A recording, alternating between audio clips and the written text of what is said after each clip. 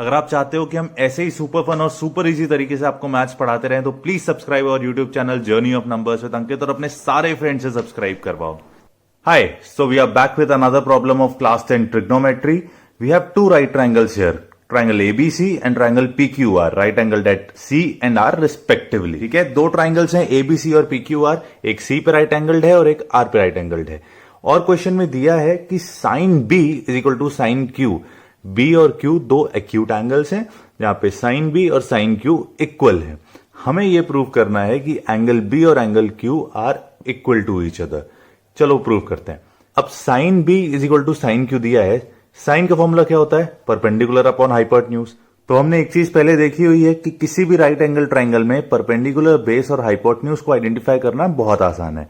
अगर हम यहाँ पे ट्राइंगल एबीसी की बात करें तो जो राइट एंगल है सी, उसके जस्ट अपोजिट वाला जो साइड होता है वो हमेशा होता है हाइपोटेन्यूज. तो ए बी हो गया हाइपोटेन्यूज. अब साइन किसका निकालना है? Sine B. तो राइट एंगल और जिसका साइन निकालना है उन दोनों के बीच का जो साइड होगा वो हो गया बेस और जो बचा वो हो गया परपेंडिकुलर. वैसे ही पीक्यूआर में क्या हो गया? राइट एंगल के जस्ट अपोजिट पीक्यू हो गया हाइपोटेन्यूज. साइन क्यू निकालना है. अब साइन हो, कॉस हो, टेन हो, उससे फर्क नहीं पड़ता, पर जिसका निकालना है जो थीटा है उसके और राइट एंगल के बीच का साइड बेस और जो बचा वो perpendicular.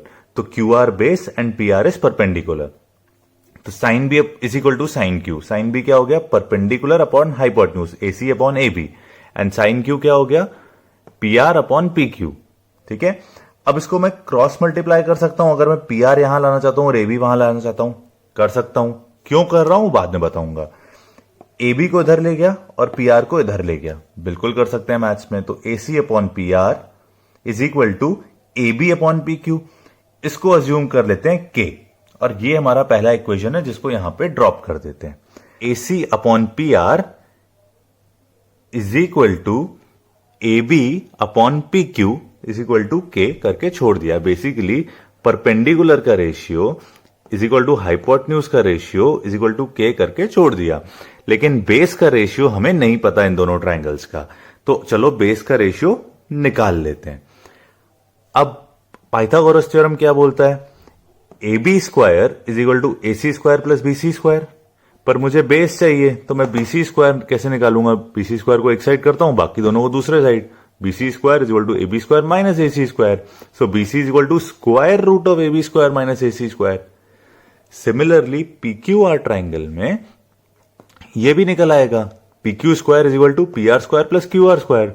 So Q R is equal to square root of PQ square minus P R square. ये आ जाएगा. तो अब हमारे पास बीसी भी आ गया और क्यू आर भी आ गया. दोनों बेस आ गए तो इनका रेशियो भी निकाल के देख लेते हैं. बीसी अपॉन क्यू आर, तो ये दोनों लिख देंगे हम लोग यहां पे. ठीक, अब हम वापस आते हैं हमारे पहले इक्वेशन पे. हमने लिखा था A C upon P R is equal to K. तो मैं ए सी को के इंटू पी आर बोल सकता हूं, बिल्कुल बोल सकता हूं. और ए बी को के इंटू पी क्यू बोल सकता हूं. A B upon P Q is equal to K, तो A B is equal to K into P Q बोल सकता हूं. तो अब ए बी और ए सी की वैल्यू हमने यहां पे पुट कर दी. तो यहां पे आ गया K square into P Q square minus K square into P R square. A B और ए सी जगह वैल्यू पुट हो गई और नीचे डिनोमिनेटर एज इट इज. इस स्क्वायर रूट को होल लिख सकते हैं ना हम लोग यहां पे. ठीक है, अब के स्क्वायर को यहां पे कॉमन ले सकते हैं, बिल्कुल ले सकते हैं. तो के स्क्वायर जब कॉमन हो गया तो अंदर ब्रैकेट में क्या बचा? P Q square minus P R square, और नीचे डिनोमिनेटर में भी यही है. तो अब P Q square minus P R square numerator denominator से कैंसिल आउट हो जाएगा. ठीक है, अंदर क्या बचा? अंडर रूट के स्क्वायर. अंडर रूट के स्क्वायर जब अंडर रूट के बाहर आएगा तो क्या आएगा? के. तो बीसी अपॉन क्यू आर की वैल्यू आ गई के. बीसी अपॉन क्यू आर की वैल्यू आ गई K. Now since ratio of all three sides of triangle ABC is equal to ratio of all three sides of triangle P Q R, मतलब इन दोनों के परपेंडिकुलर का रेशियो आपस में इक्वल है, इन दोनों के बेस का रेशियो आपस में इक्वल है, इन दोनों का हाइपोटेन्यूज का रेशियो आपस में इक्वल है. तो we can say that triangle ABC is similar to triangle PQR. ये हमने पढ़ा है similarity of triangles में. और जब दो ट्राइंगल्स आपस में सिमिलर हो जाते हैं तो उनके एंगल्स आपस में इक्वल हो जाते हैं. So angle B is equal to angle Q and angle A is equal to angle P. Hence proved.